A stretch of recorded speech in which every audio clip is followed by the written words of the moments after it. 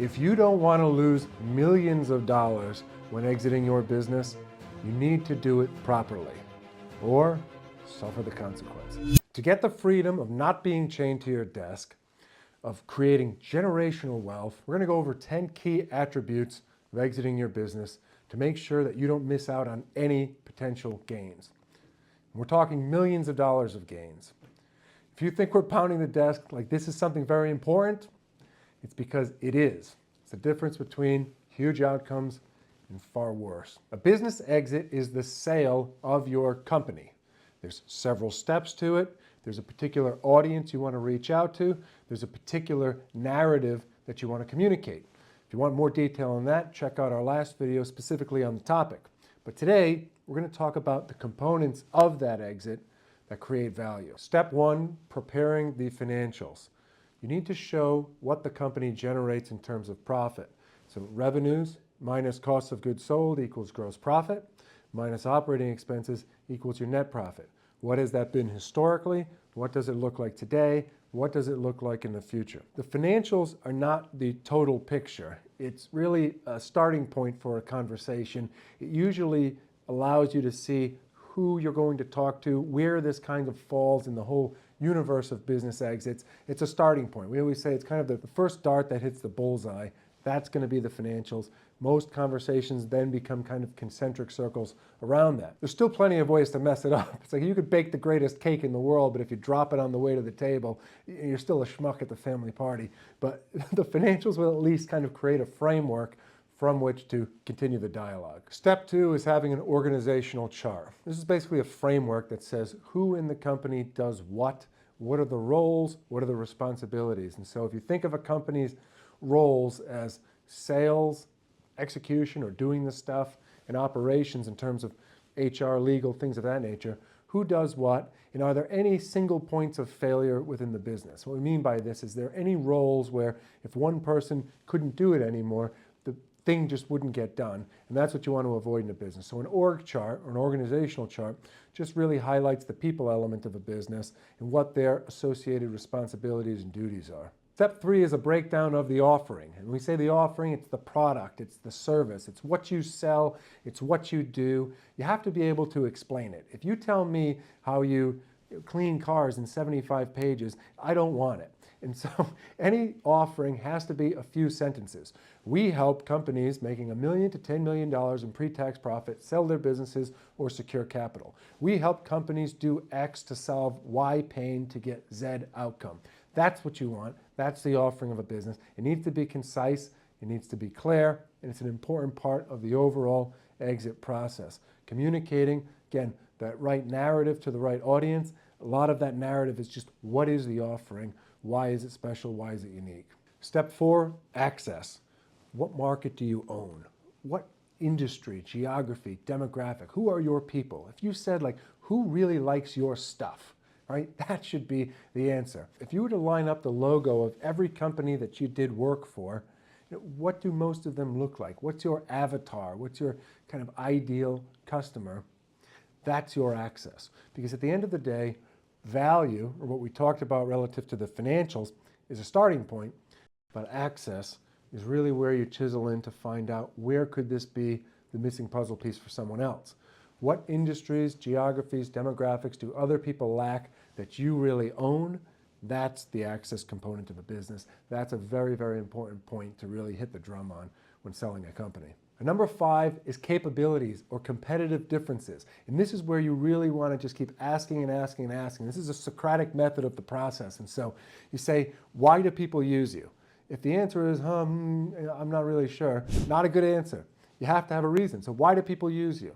And don't tell me it's just because you're cheap. Don't tell me it's just because it costs less than everybody else. There's a reason. If you have a company that makes $1 million to $10 million in pre-tax profit, you don't operate on scale. You're not the cheapest cost of capital. You're not the cheapest provider. Someone probably does it 10 times bigger. However, what about your company is special? Why is it different? Why do people care? What about it is proprietary? And you can just say, I am the best at X. I do it faster. We do it better. We get better results. People like us more. I wear really ugly tweed jackets that people can't get enough of our YouTube videos. Whatever it is, right? Have a differentiating element to the business. Know what it is.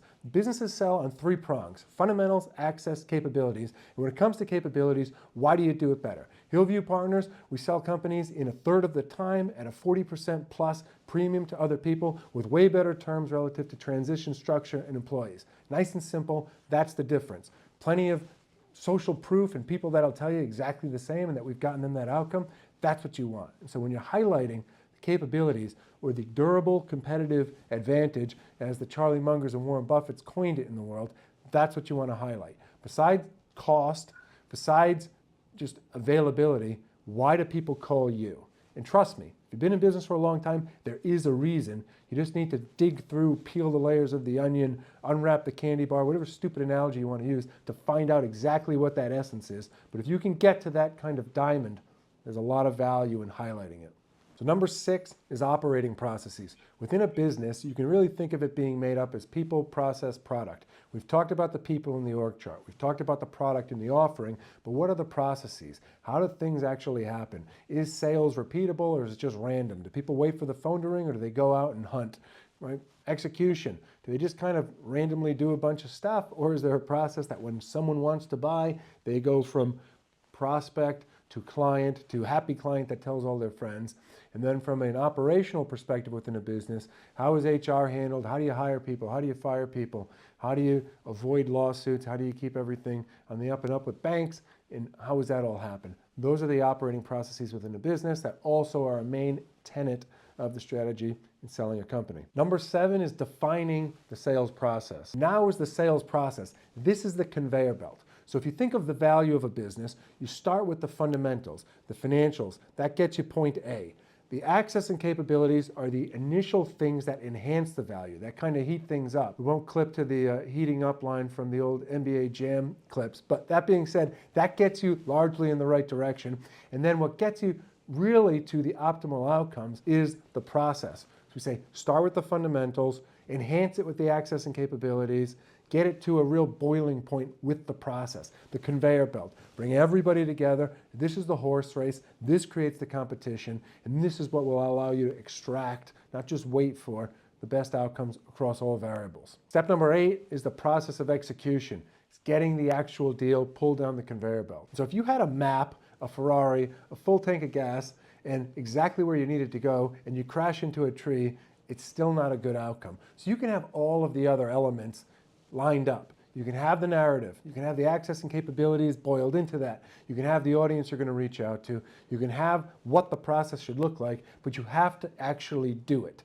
It's only attention to detail, iterations, volume that will negate randomness. There's no LoopNet or Zillow when it comes to businesses. There's nowhere you can just throw something out there and let the fish try to eat it. You have to go out there, put it in front of the right people, say the right things, and pull the process through. Many steps, 30-step exercise from start to finish to get to offers. Have people fetching rocks, doing things for you so that you know who's real and who's not. Separate the prospects from the suspects. There's a lot that goes into this element. We've talked about it in other videos. We'll make more specific videos on precisely the execution. This is the pulling of the chain. This is what actually delivers the results. Number 9 is the actual negotiations. The rule on the poker table is that if you couldn't tell who the donkey was, it was you. If you couldn't tell who the guy was who didn't know how to play his cards, it was you. And negotiating doesn't have to be this intricate thing of trying to figure out mind control, KGB tactics, or or read a bunch of books about persuasion or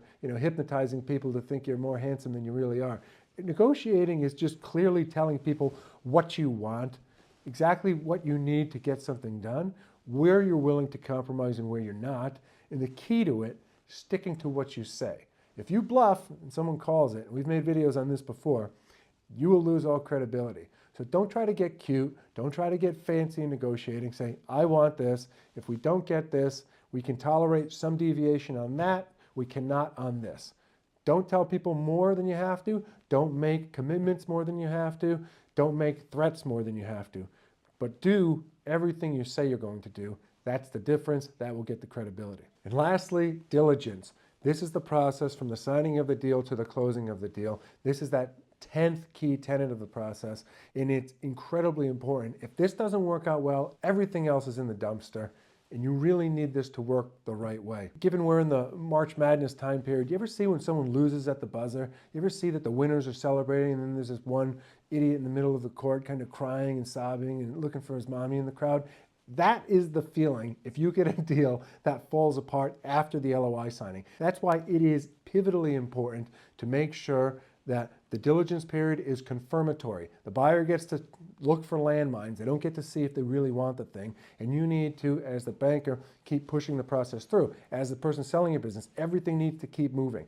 Time kills all deals. This is the time period where it's important to keep things pushing along, keep the buyer pot committed into the deal, keep the conveyor belt moving. A deal is not done when it's announced. The signing of a letter of intent is not a closing. We always say, whenever someone congratulates us on the signing of a letter of intent, we say, thank you very much. Please hold all applause until this thing's done. When the wires hit for our clients, you can give us all the praise in the world and tell us how great we are. But until then, no celebration. Get a cheeseburger, get a good night of sleep, and we get up the next day and keep pushing it through. That's the important part about the diligence process. So the key tenets of selling a business are preparing everything the right way, crafting the narrative the right way, communicating it the right way, and then effectuating the actual process intelligently, not trying to get too cute about negotiating and pushing it through diligence from signing to closing. So if you really want to learn about how to optimally sell your business, how to secure capital, how do all these things work, and how to make sure you avoid all of the pitfalls, tornadoes, you're not caught in these 10-year odysseys of trying to get a deal done, sign up for our newsletter, subscribe to our channel, follow us on LinkedIn, and we'll continue to try to teach these lessons that we've learned in the trenches for this last decade plus of selling businesses. So appreciate everyone's time. Keep pushing forward. God bless. We'll see everyone next time.